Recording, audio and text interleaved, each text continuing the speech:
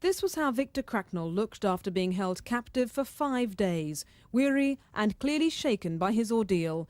That ordeal included being held in a deserted part of Dartmoor, tethered with this wire noose, blindfolded and handcuffed. It also involved being threatened with this torture equipment. Linked up to a car battery, it could give a lethal voltage. Today, for the first time, we can reveal the whole story of the Cracknell kidnapping, his 5 days as a hostage, and the huge secret police operation to rescue him. For the man responsible for the abduction, Keith Rose, has been given a 15-year jail term for the crime. After hearing the verdict, Victor told of his relief. I was held in a very remote part of Devon, and I was kept in a sleeping bag with 2 sets of handcuffs on, tape over my mouth, my eyes, and my ears blocked as well. And it was near a gully in a, as I say, a remote part of Devon. What was going through your mind at that time? Well, absolute fear. I didn't really want to think too much of the possible consequences. Now, did you think that there was a possibility that this man who abducted you would go as far as perhaps killing you if he didn't get what he wanted? Oh yes, that's very possible. Had he said he might kill you? If I didn't do exactly what he said, yes. His 5 days of terror had begun at 1 in the morning on August the 14th, 1989. He was snatched at gunpoint from his former home here in the Surrey stockbroker belt by kidnapper Keith Rose, who'd forced his way into the house. Police footage shot shortly after the abduction shows the main bedroom where Victor's wife Debbie was tied to the legs of a dresser after being forced to bind her husband's hands with a plastic tie. She was warned not to contact the police or her husband would be shot.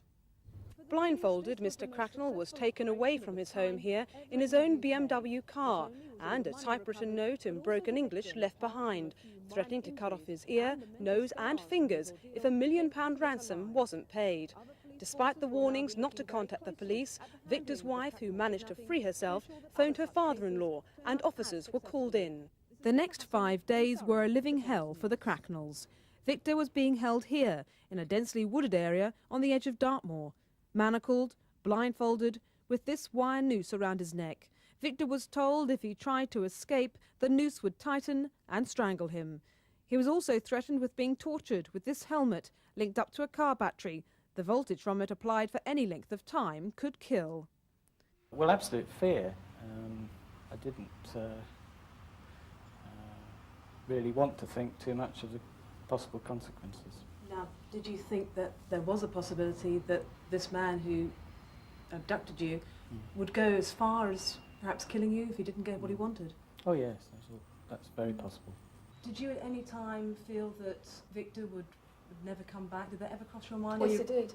Yes, and if he did come back, it was still always flashed in my mind that he might be maimed in some way, as was threatened in the letter. While Victor was left in the gully, it was his father Desmond who had to negotiate with the kidnapper on a telephone in the Cracknell's home, which was tapped. We have an exclusive extract from one of the conversations between the kidnapper and Desmond Cracknell. In it, Mr. Cracknell is being given instructions on where to make the drop-off after a sum of £142,000 was agreed upon as the ransom. Proceed to A3, Roger. I think we call it in a southerly direction. Well, towards Portsmouth. In all, 224 police were involved in Operation Tangerine, including men from the Metropolitan, Devon and Cornwall Police, and also the Regional Crime Squad. The incident room set up at Surrey Police's headquarters in Guildford kept up to date with any new leads on who and where the kidnapper was.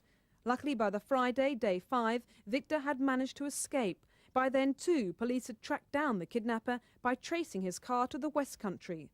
Officers then swooped on a house in Exeter and 40-year-old Keith Rose was arrested. At the Old Bailey, Rose was sentenced to 15 years in jail.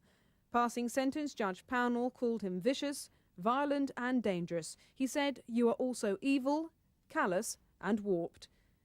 The Surrey Constabulary were responsible for the inquiry, but we had tremendous assistance from other police forces and it was teamwork that got the success in the end.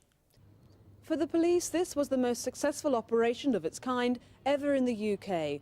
Not only was all the money recovered, but also the victim, apart from a few minor injuries and the mental scars from his ordeal, came out of it alive.